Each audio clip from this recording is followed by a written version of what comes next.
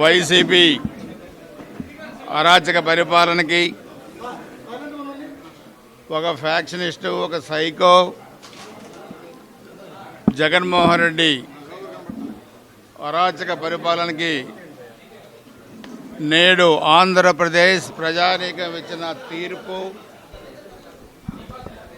ఆంధ్రప్రదేశ్ రాజకీయాల్లో చారిత్రాత్మకమైన తీర్పు. 2019 ఎన్నికల్లో 151 సీట్లు మాకు వచ్చినాయని చెప్పి అంతులేని అహంకారంతో పిచ్చి తొక్కులలాగా పరిపాలించిన జగన్మోహన్ రెడ్డి సమాజంలోని అన్ని వర్గాలను వేధించి వెంటాడాడు.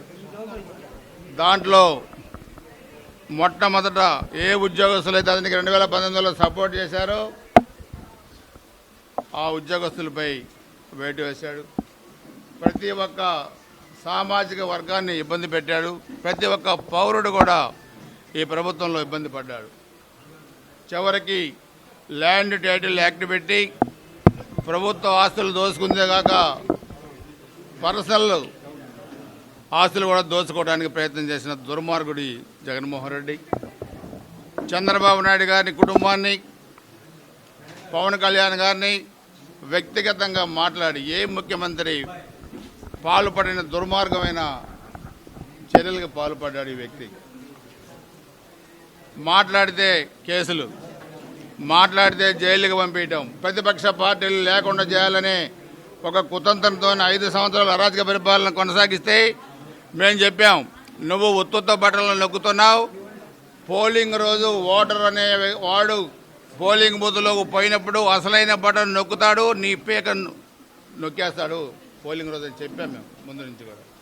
అది జరిగింది. ఈరోజు ఆంధ్రప్రదేశ్ రాష్ట్ర రాజకీయాల్లో 155 సీట్లు కూటమికి ఈరోజు వచ్చాయంటే ఇది తిరుగులేని విజయం, ప్రజా విజయం. ఒక దుర్మార్గుడు, ఒక దుష్టుడు అన్ని వర్గాలని వాడుకొని వదిలేసిన వ్యక్తి, వ్యవస్థల్ని నాశనం చేసిన వ్యక్తి, ఆంధ్రప్రదేశ్కి రాష్ట్రానికి రాజధాని లేకుండా చేసిన వ్యక్తి, 11 లక్షల కోట్ల అప్పులు చేసిన వ్యక్తి. ఈరోజు శిశుపాలుడికి 100 తప్పులు జరిగితే మొండెం ఎలా పోయిందో ఈరోజు ఈ వ్యక్తికి అదే పరిస్థితి వచ్చింది. ప్రజాస్వామ్యం గెలిచింది. ఈ రోజు నుంచి రాష్ట్రంలో అంబేద్కర్ గారి రాజ్యాంగం అమలైంది. వాళ్ళ తాత రాజారెడ్డి రాజ్యాంగం నిషేధింపబడుద్ది. గుర్తుపెట్టుకోవాలి. వ్యవస్థలు నాశనం చేస్తే ప్రకృతి అనేది ఒకటి ఉంటుంది. ఆ ప్రకృతి ఈరోజు బలి తీసుకున్న సంగతి కూడా గుర్తుపెట్టుకోవాల్సిన అవసరం ఉంది. ఈరోజు చంద్రబాబు నాయుడు గారు, పవన్ కళ్యాణ్ గారు ఈ అరాచక ప్రభుత్వాన్ని గద్దె దించడానికి చేతులు కలిపి ఈరోజు విజయం సాధించారు.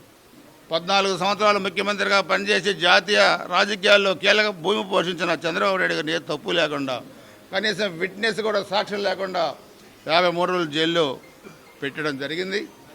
దానికి ఈరోజు ప్రతిఫలం అనుభవించాడు జగన్మోహన్ రెడ్డి అని చెప్పి కూడా స్పష్టంగా తెలియజేస్తా ఉన్నాం. మేము చెప్పాం, తప్పు లేకుండా అంతటి పెద్ద మనిషిని నువ్వు పెట్టావు. ఏ బ్యారెక్లో, ఏ రూమ్లో చంద్రబాబు నాయుడు గారిని పెట్టావో నిన్ను అదే రూమ్లో పెడతామని చెప్పి నేను గత 3 నెలల క్రితం, 2 నెలల క్రితం చెప్పాను. నేను రేపు అదే జరుగుద్ది. లక్షల కోట్ల రూపాయలకి లెక్కల్లో ఈరోజు అనేక డిపార్ట్మెంట్లో కూడా లెక్కలు లేని డిపార్ట్మెంట్లు చాలా ఉన్నాయి. సొంత ఖర్చులకి వాడేసినట్టు మీ ఇష్టారాజ్యంగా ప్రభుత్వాన్ని వాడుకొని ఐఏఎస్, ఐపీఎస్ల వ్యవస్థలను కూడా చిన్నాభిన్నం చేసి ఈరోజు ఆంధ్రప్రదేశ్ అంటేనే చీకొట్టే పరిస్థితి తీసుకొచ్చాడు భారతదేశ రాజకీయాల్లో. ఆంధ్రప్రదేశ్ అంటే ఒకప్పుడు అక్షర క్రమాల్లోనే కాదు అభివృద్ధిలో కూడా నెంబర్ 1గా చేసింది తెలుగుదేశం పార్టీ.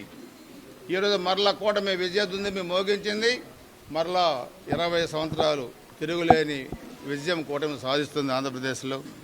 అన్ని వర్గాల సంక్షేమాన్ని దృష్టిలో పెట్టుకొని మా ప్రభుత్వం పనిచేస్తుంది. బడుగు బలహీన వర్గాల సంక్షేమం, రైతన్నల సంక్షేమం, ఉద్యోగస్తుల సంక్షేమం, అందరినీ కూడా. మీడియా గొంతు కూడా నొక్కేసింది జగన్మోహన్ రెడ్డి ప్రభుత్వం.